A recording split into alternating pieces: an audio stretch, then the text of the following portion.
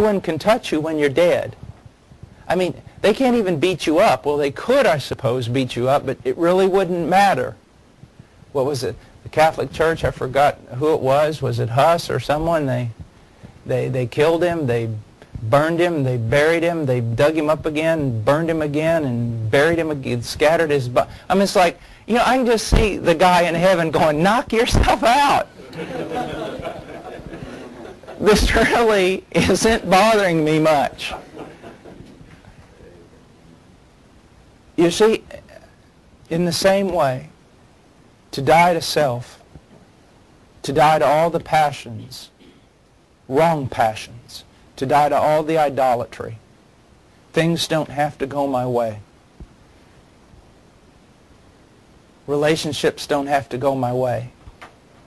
Circumstances don't have to go my way. I don't have to be anything now. I don't need men's accolades. Because the fear of man is a snare. It's a terrible thing. Most people live in bondage to that. Most people do not live as they would live because they're afraid of men.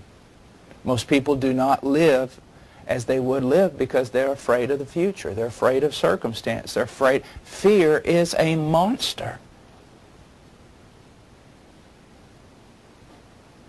He died and brought forth much fruit. Let it be that they write that on our tombstones. Only that we died 30 and 40 years before we died. That we died to self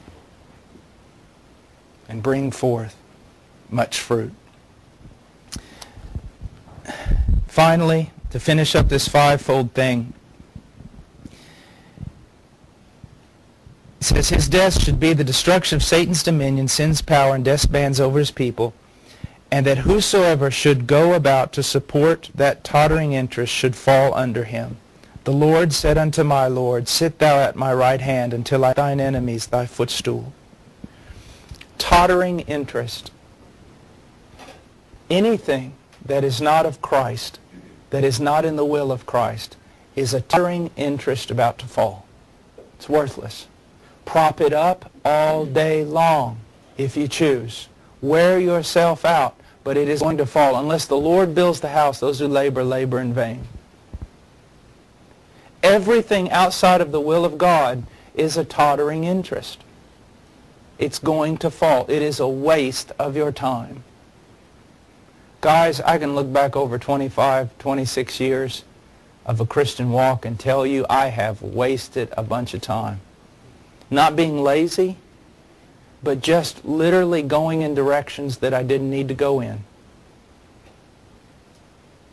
Trying to just run out of the chute as fast as I possibly could. And just, where are you running, Paul? I don't know, but I'm running fast. I don't think there's a reward for wearing yourself out. Walk. Notice it says walk. Walk.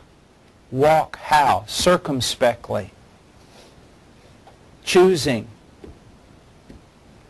Thinking. Praying. Meditating. Now, of course, there's a balance. But be careful. Just wearing yourself out, there's no piety in that.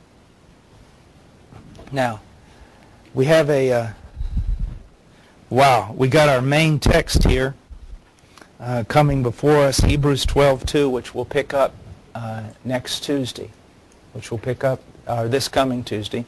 And I'm going to the Legacy Conference here tomorrow, I leave.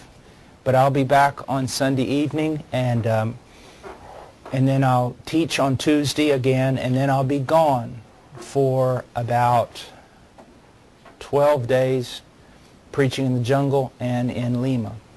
So let's go to the Lord in prayer, and then we're going to talk about the Bible Institute.